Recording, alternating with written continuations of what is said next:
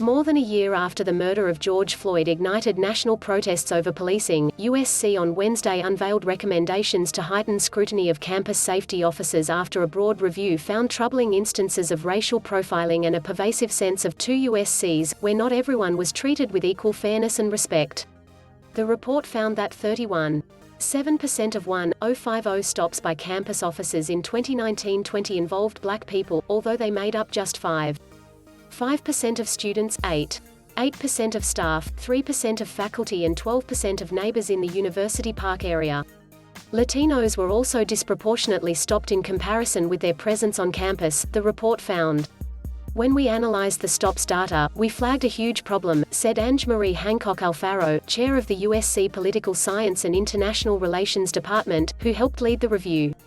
But a demand that has escalated nationwide, defunding police and abolishing their presence on campus, was not on the table. That's because USC, as a private institution, is not legally authorized to ban police and must adhere to city and state laws requiring law enforcement access to campus, according to Erroll Southers, a longtime USC professor and expert in security and extremism studies who also led the effort. He said the idea that USC could eliminate law enforcement from campus, as some students and faculty have demanded, was one of the most challenging pieces of misinformation we had to push back on consistently. The 45 recommendations by a diverse community advisory board included formation of an independent oversight board, more robust data collection of officer activities and reassigning some duties they perform, such as responding to calls involving mental health or homelessness, to others. Campus members should be provided with the means, such as QR codes, to report their interactions with officers, and officers should be terminated if they show pervasive patterns of discriminatory behavior, the report recommended. Southers said the 10-month effort was the most comprehensive review of campus safety practices in the university's history.